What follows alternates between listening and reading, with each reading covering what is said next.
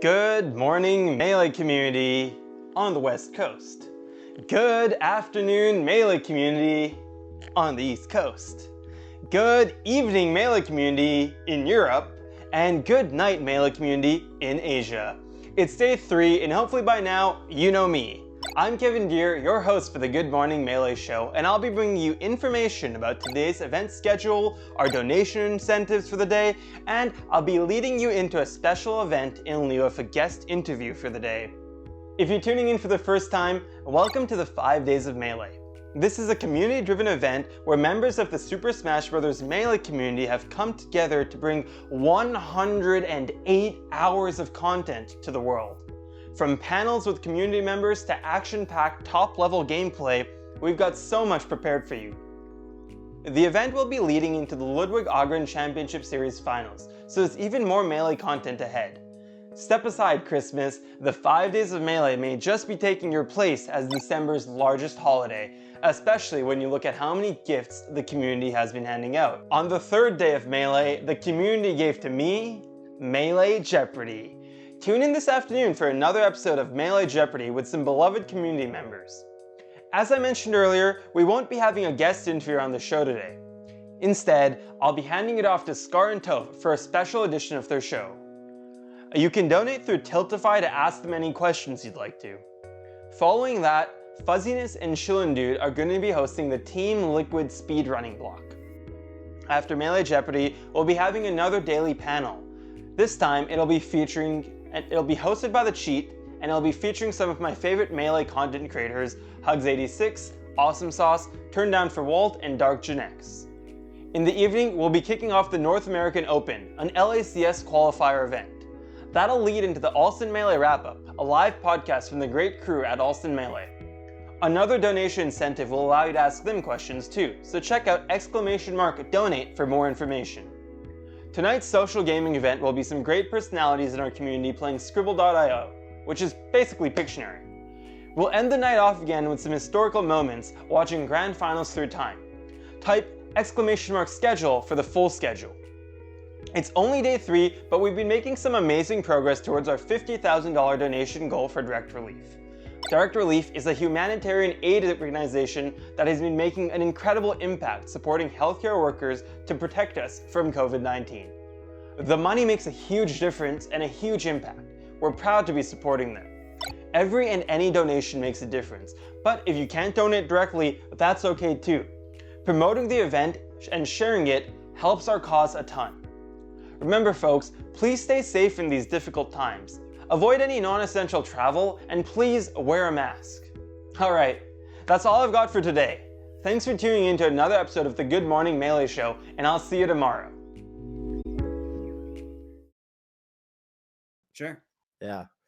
Okay, we got Dhir, we got what's up, dude? We got some interview questions, don't we? Hey, yeah, we do. Hey, how's it going? Happy to be joining y'all both. PP, we haven't really properly met before, but I'm Dhir. So. I'm the host of the Good Morning Melee Show. I've been around the community for the past 5-6 years, tournament organizing out in British Columbia, Canada. We've talked in passing, and I'm a member of the fellow Kevin Club, so yeah. Hey, all right. Kevin. Well, hey, you could have that's all you needed to say, man. What's up, man? Exactly. Kevin to Kevin. And so super excited to chat with you again. Always been a pleasure. Mm-hmm. Yeah. So I'll just jump right in. So PP, as you took a break from the community and competition, did you feel that you got to get an external perspective on the Smash community and on Melee? And during that time, and as you had that perspective, were there any big realizations or new observations? Because when you're so in it, when you're grinding every day, when you're competing, watching Melee, you're so immersed. But when you step back, how'd that change Melee for you? Yeah, I mean, first of all, fantastically worded question. I love that a lot. And it's very interesting if you watch the doc. It's not perfectly clear at all times, but there were periods where I was already like in and out, and I was really struggling to adapt to the esports level of attendance.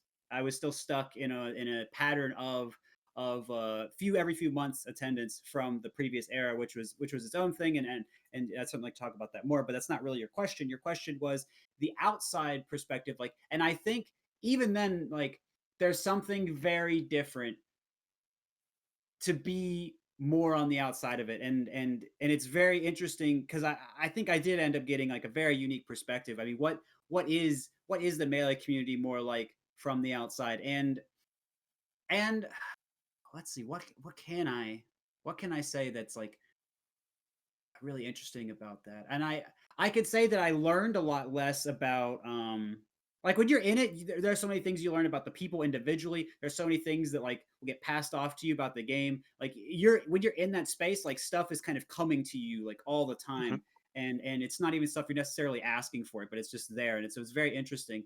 And so I'd say probably the biggest change of perspective is kind of seeing things that top players are doing or seeing the ways they might be reacting to something, and then suddenly being at a point where I can say I can guess why that might be the case, but I no longer know. And I think that that's really good to help me identify with more of the players and the fans that are watching from the outside, because they're saying, okay, well, I'm not sure why someone's doing this, and a lot of people will jump to an immediate conclusion, and I know people are often so complicated and they have reasons for things that I don't think that is necessarily the best strategy, but I understand certainly now why that can make sense a lot of the time. And so I think that's probably the biggest thing is it gave me a lot more perspective of a lot of the viewers and fans on the outside is probably the biggest change. I'm sure there are other things. It's a great question. I'd have to probably think about that more to give you a better answer, but that's probably the biggest thing. Wow, that's a Really? good answer. Thank you. Toph, I don't know, Toph, I don't know how many times in the past couple of years you yourself have taken breaks from Melee, because for as long as I can remember and as long as I've been in the community, you've been up there, right? But have you had the chance at all to like reflect and consider your involvement in the community and look at it All from the the time. outside perspective at all? And yeah, what are your takes on our community from an outside perspective? All the time. No, all the time. I mean, it's been a struggle. Like, okay, this year was the first year since 2013 I haven't had a full-time engineering job, right? Like Right. I quit to be a full-time streamer and content creator. I want to see how far I can push this, Mhm. Good luck.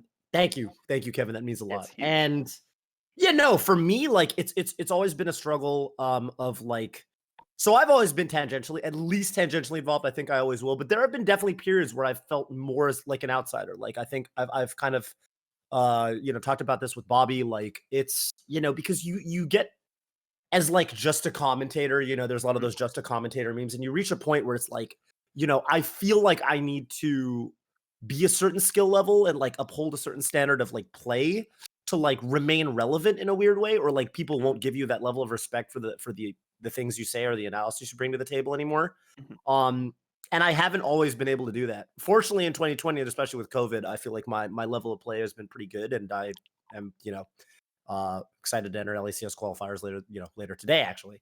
But Let's go, Toto. thank you, but yeah, it's I mean, I think I will probably always be part of the Melee community to a certain degree. Like I love commentating. I love talking about the game.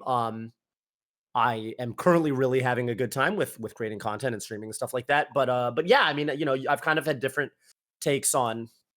I've had to evaluate like where my place in terms of what can I bring to the table when we started doing the Scarlet Toph show, the reads, things like that. It's like, okay, what can I do with my place in the community at the time, with the job I have, with the amount of hours a week I can do? What can I do that's best for the scene and that people would like, right? And that's where we got the idea for the reads. It's like, okay, we can record the reads once a month and we can put out a video once a week, and it's good content for YouTube.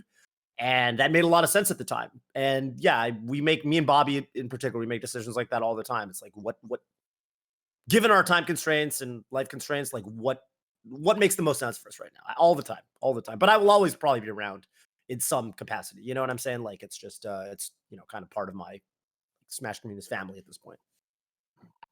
Awesome.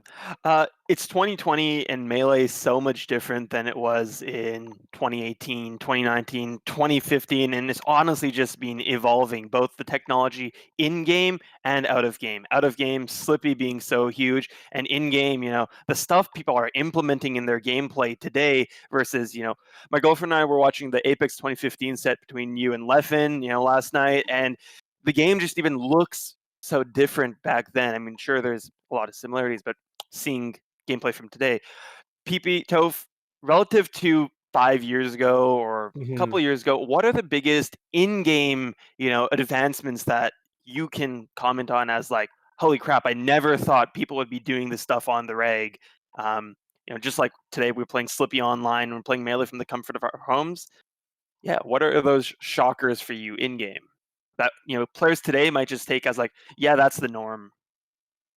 PB, you take this first. I'll go first then. I buy a little take on it. Sure. I think the biggest change. I mean, there are various things you can say have changed, but I've been asked this a few times. I really do think the biggest changes are a lot of the things that have come from the uncle punches and a bit of the 20xx's as well. I mean, I think those have filtered through every single level of play. I'm thinking primarily of a lot of the edge mechanics. I'm thinking of the SDI. I'm thinking of teching.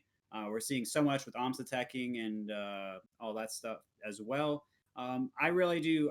I think that those are the biggest changes. Sure, there are other things, but like, and there are some counter forces that are going against it. There are some tactics that are able to mitigate some of the SDIs and some of the techs and everything. But still, I would say that force of all of that is much more prevalent than anything else that I've noticed. And it's very interesting because when you do hit someone and it would work a certain way, a few years ago, and you're like, okay, well, they're just like, if I think Mars Sheik is a very interesting example for it, because there are so many times where you up throw and then the Sheik is there and then you can always get the up tilt, but then they go just a little bit farther than you can get the follow up. And it used to be like, oh, this is not too bad, it's pretty guaranteed. And now you have to say, okay, no, it's more complicated now. But then if they mess it up, then it is the way it was. So combo trees are much more complicated now, because of a lot of that. Mars Sheik is that's a really good example, I think. Oh, thank you.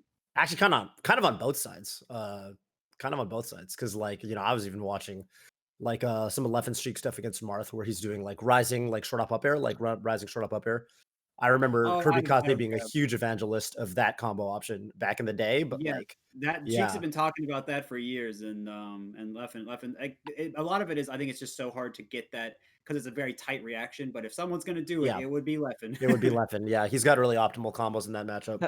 That is kind of crazy. Yeah, the idea that combo trees themselves and whatnot are changing because players are able to DI them better, SDI them better. I mean, even Ken combos, I don't see them that often these days. And pillaring, I know MDZ was mentioning in chat the other day, he doesn't really see people talk about pillaring these days because you can't do that consistently on somebody who's good now, right? Look at Wizrobe teleport across the freaking level, man. What are you? Yeah, it's insane. No, the crazy one I remember that Mango Wizzy stock. That's a good, there was that stock where it looked like Wizard was like getting 2 smash inputs on every foul quit, and Mango still comboed him to death. And I was like, Jesus, like he's actually following up the SDI so well. Yeah. And then, no, but that's a really good point. Spacey Dittos too. Like I was thinking of there was a period like 2016, 2015, 2016, where like it really felt like, oh, the platform tech chase flowchart in the Fox Ditto, for example, or Fox Falco is figured out. Like it looked like KJH, Armada, Leffen, but then, like I was talking to Drud Fox like this year about it, right? And he was like, yeah, I'll play Pengi and Fox Dittos and I'll get the up throw on the platform. But he knows I want to go for rising up air there, so he'll deliberately miss the tech and then he'll smash the first to the up air, and the second it won't connect. And I'm like, yeah, that's true. You could do that. And I was just like, and a lot of the situations where people thought you had to guarantee landing up air, cover all options. People are purposely DIing to tech to a certain part of the platform where you still have a mix up, for example, things like that. That's a really good example. I also think, it's funny just in terms of, things in general that I think are just becoming way more prevalent that I didn't think everyone would be doing. Like things like crouch tech chasing are way, way, way more common. Like I was even playing like Switch in PM and he was going for crouch tech chases. And I was like, all right, the PM boys are even on it. All right, that makes sense. Everyone's in on it. Everyone's in on it. On the flip side of things that you might have thought, maybe if you're in 2016, you're like, what do you think 2020 Melee is going to be like? The funny thing is people still drop tech chases all the time. Tech chasing is really hard. It's so hard. I actually think it's one of the happiest accidents. We always talk about how Melee is full of happy accidents. It's game design. I love, from a game design perspective, that reaction tech chasing is on the border of humanly possible. If it was slightly easier, everyone would get it every time. If it was slightly harder, you could never do it, and you'd have to guess every time, or you'd have to make more reads and stuff like that. I love that it's this like, are you playing hot? Because if so, you can do it, and if not, you can't. I love And that. I love that it changes by percent, because it Right. is insane low percent, and then there's a certain threshold, and then you've got to know that, and then can you get away with this extra pummel to try and get like there's so many things that you could. It's very neat how people evaluate that. It's very cool, and I like that still exists. I like that that because really I like the interaction of it. How hard do you want to make it for the other person? How well do you know it from both ends? Face Roll did an interview, and he said something that kind of made my stomach turn, and I think the stomachs of the Falcos that were in the call with him turned. I think it was Bird Call, and he said Falcos really need to practice shining on their first frame when they get out of the tech animation. And I think it was Squid and I believe Ginger, and I think they said the same thing I did. We all had the same reaction, like that's so boring. but if you learn to do it right, like it makes it so much more interactive and interesting, because then the Sheiks have to have even more tightness, precision. So they have to change the way that they cover things at different percents. And so I think there is still room for interaction and innovation. Wow. Yeah, because from your perspective, you're like, man, I don't want to hear that, but he's right. Yeah. Oh yeah. I mean, what are you gonna do? Like, I don't want to he's not wrong. Wow. It's a very interesting thing, but it's just something that like as a player, these are all the aspects of the game I've not cared as much about. It just honestly I haven't, because I want to do the neutral interaction. And then I want to hit them, and I care about how hard I hit them. And if they hit me, it's like, well, I shouldn't have got hit. That's how I've always viewed things. But like this all this stuff that's changing is good for me, right? This irons out a lot of my game, and so I think it's really cool that that's such a focus. While we're on the topic of the game advancing and the meta changing, I'm gonna pull in a donation question from Cumpy. Cumpy's been a strong donator all week, so huge shout outs to Cump. He's donated another $100 to ask this question, and the question is: with the modern advent of things like Frozen Stadium becoming a competitive standard, can you see a future where further changes to the vanilla game are made for the sake of game balance, more stage balance or customization, character rebalancing? We already have wobbling being banned. I can see things like bans in best of fives and stuff like that. Yeah, what are your guys' takes on this kind of stuff? Well, I answered first last time. You want to take it, Toph? Yeah, sure. Yeah, I thought about this because it's like, I mean, okay, I'll just tear the Band-Aid off. Like, I feel like for a lot of this stuff, the first question is like, how does that work with Nintendo? Like I feel like that's the first thing, right? Like I don't know. It's like if we put okay, we've already got some dope stages. Like if you got like 20XX, there's like you could play on a Nintendo GameCube. I don't know if you guys. It's basically FD, but it's like a Nintendo game. You know what I'm talking about, right? Yeah. There's some cool stages in there already. I remember Mango used to have on his stream. He'd play on that. It's like Green Greens, but like it's basically just like platform, and that's actually a pretty cool Green stage. Greens. Yeah, I would love to see more. Honestly, it'd be cool to have a bigger stage list. That's the first place my mind goes, is like it'd be cool to have a couple more like neutral stages, because like there's some cool, like Frozen Stadium obviously. We could pull archetypes from like even Ultimate and stuff, right? Like Smashville and Melee would be really fun, and Smashville being a huge one in both those games. Sure, yeah, that's a great example. I think we could definitely do it. I don't know. This is honestly outside of the realm of like my understanding of how our relationship with Nintendo works. Probably a TO could chime in better.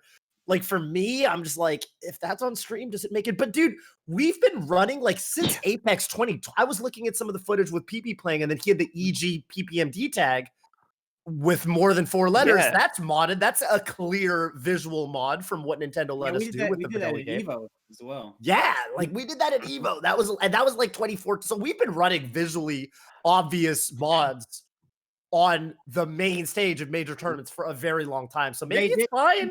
Stop us at, I think it was that beast that was actually featured in the documentary, the one in 2015. Oh, really? Yeah. There was going to be a Cloud9 Mango Fox, and I think there was going to be a Peach skin for Armada. Wow. And I think Nintendo shut that down. Really? Or at least the fear of Nintendo, if not Nintendo directly themselves. But I can imagine that. I know it was planned, and I do believe Nintendo, I think, caught wind of it or something. And wow. Fascinating. Yikes. So Yeah, I don't know, they've man. been great for years. That's why I'm so glad we're doing 5 days of Melee, so we can. This is the time to talk about this, right? Yeah. But do you mind if I take the answer? No, yeah, go ahead. Go ahead. Okay. That's all I want to say. Yeah, I think that because I've been thinking about this some because people ask this question to me occasionally, and I think it's very interesting that when a lot of these things started becoming more possible to consider to people with quarantine, with everyone just playing on Slippy, because it's like, well, we're clearly not getting a Nintendo partnership now, right? Like, and Stadium is a little different, and everything, and so that's. I think the longer this goes on, I think there's going to be more people pushing for this, and I think like it's very interesting because in the past, right? Like especially in the first documentary, there was so much talk about how the rule set changed and how Mhm. East Coast had one rule set, West Coast had a rule set, right? Mhm, And then mhm. eventually they settled, and then but then like even now, not all of Europe is even playing NTSC. Like it's taken a really long time, and even over the past few years, Europe's talked about that. There was, but basically, we have one rule set for everyone now, and that was not something we had back in the day. And part of the reason for that was, sure, you could say isolation for some scenes, but part of it also was that TOs were willing to experiment. There was a willing discussion among TOs that said, let's try different stuff and let's see what people like, and then if we think it's healthy for the game, we can do that, or we think it's good, then we'll do that. And I think over time, with just people being more connected and everything like that, I think that went away. But it would be interesting, and I've talked about this a few times, and I think there may have been some results from it, but it would be interesting if there's just like there's a swell of people that want certain things a certain way, and we're like, well, it's like we're not partnering with Nintendo, so maybe we're able to experiment. Will Mhm. TOs eventually start trying to do that? Mhm. Will they start trying to add in stages? Will they start trying to have modded skins in games to like the Cloud9, Mango, Fox, or Falco? Like there are possibilities there, and Yep. I'm not really advocating one way or the other, because what do we do post quarantine? Then like people are going to say, well, now we don't have weird green greens anymore, and I really like weird green greens. That's my best level. I'm not really advocating one way or the other, but I'm Mhm. saying I think the longer this goes, I think the greater a possibility for movements like that could happen. And I don't try to say like which way I think would be good. I just sort of say that I see that as a possibility. Gotcha. Yeah. In particular in the Slippy era. Yes, yes. Yeah. PP, you brought up a really good point that a lot of TOs like myself have been talking about, is how we're going to adapt once offline events come back, Mm, because there's been a huge change in the way people even play Melee today and the way people are involved in the Melee community, because they can play such good quality Melee from the comforts of their own home. yes. How do you both see the community adapting and responding once offline events do come back? What is going to be the main value and pull of offline events, and how are offline events going to be able to compete with the experience that you can get from home? And what are the big things that you'd like to see offline events change to, embrace these new players or compete better against Slippy? I can go first if you want, but Yeah, no, sure. I just okay. Absolutely. I know this just talked for a while, so I didn't want to monopolize. No. Yeah, we'll take turns on who goes first. Okay. Yeah. So um, I think this was something very interesting about the most recent documentary. Actually, I got a decent amount of people coming in and saying, "Wow, I really remembered how great in-person tournaments were and looked." And so I think there's a simple force that is working in the favor of TOs, which is the reminder through things like the documentary. I would also say that th- what the documentary shows is one of your best weapons, if you will, best Mhm. arguments. However, the energy that you get there, and I was very thrilled to experience this from the outside, pretty much the first time, maybe ever, or at least in years, at uh, the Genesis this year, because I made Yep. sure to sit in the crowd to watch, because I've never been in esports city. I've always been on the other side, and I was like, wow, let's see what this is like. And it's Mhm. very interesting. The energy in that room, I don't care how hyped the chat's getting. I don't care if if your whole family and your dog are yelling and barking. nothing is comparable to being there. Yep. And yes, not I agree. everyone can go anyway. Sure, that's fair, but locals can have that. I mean, here in North Carolina, we can get really hype. We'll hype random pool sets because we just think it's fun. Yep. Like two people that have Yeah, never played yeah. before, day one people, we'll just go, woo! And like they just start dropping combos, and then we just yell more. Like it's just a fun experience that you can't get online, and so much of what the community is built on is that in-person connection. In the first documentary, I don't know how much was made of that, when like, oh, so much computer games that we don't have that, but now we do, right? But I still think that we can still, like, those are still our roots. Those are still where I think all the connections are. And if you want to be that type of player, if you want to, there are certain players that'll probably say, well, you're not dealing with the crowd if you're online, and you're not dealing with what your opponent's reaction to things might be, and them being right beside you, and all of these other things that we can argue if we wanted to about being interesting skills to test. And as for what TOs can do, which I thought was a really interesting question, I think, and this was something that was getting discussed even before Slippy, which was really interesting. There was an experiment that I listened to. There was a podcast, and I think this was something that Sheridan started with right after he moved to the Pacific Northwest, if I'm not mistaken. There was some type of like ladder, I think, system or something. Maybe ladder's not the right word, but there were almost like crews of people, and these crews of people had like a top player head of them, and the top player was incentivized in a certain way to work with them, to train them, and then they all trained each other because it was benefiting, because everyone, when they all played after a while, or they played certain periods of time over a season, like everyone's results were weighted equally, and then at the end there'd be a certain monetary amount too. And I thought that was a really interesting thing to do because it forged some friendships. It caused top players to spend more time training newer players. I thought that was a really interesting idea. And I'm not saying that's something you have to do at all. There can be other things that you could have a movie night after a tournament, like, whatever, like it does. Everyone is going to have their own vision, but whatever you could do to capitalize on that, any type of other event, even if you just run weird side events, like people were asking me the other day, like, oh, why aren't there low tier tourneys anymore? Like, run low tier tourneys, like $1 entry or free or whatever. I think people like doing that, and think that's interesting to watch on stream. And so there are all kinds of things you can do in or out of the game that can grab people and bring them in and give them something that they wouldn't get otherwise. And I think if you do it, it doesn't even have to be a major investment, but if you do that kind of stuff enough and people hear about it that are around, they're gonna be like, well, I want to check that out. I mean, and at that moment, I think they can be hooked. Cool. And yep, that answers it super well. Toph, did you have anything you wanted to add on to that? Or No, I was gonna say I think the first couple, like I think the first IRL major in particular, that like once the people are vaccinated and stuff like that, we can have one. Like, Yep. I think it's gonna be fucking. People are gonna. I think people miss offline. I'm I so think people fucking miss it a lot. excited. I think so people are fucking excited. Yeah, I remember. I love that you said that you were in the crowd because there was I had this exact revelation that it was one of the tournaments in NorCal where it was somehow Mango Armada finals. I think it was I'm Not Yelling. I think it was I'm Not Yelling. And What a name of an event.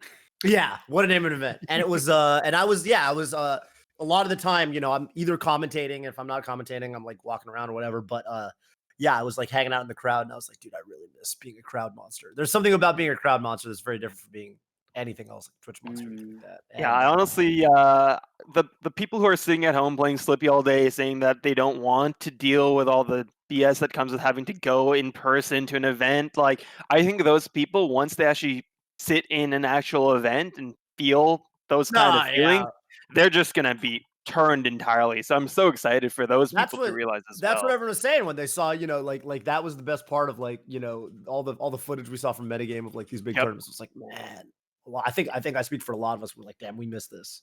Yeah, This I was mean, cool. this whole week has been great for that, for me at least, to like relive and rekindle those feelings from being at an in-person event.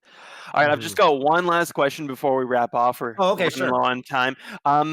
Describe Melee to you in 3 words. 3 words. Or 3 words that come to your mind about Melee that like capture it for you. Dance, conversation, or Oh fuck. Oh shit. Dude, when he does something so good like that, it's hard. Oh fuck. Oh shit. Crouch, cancel, grab.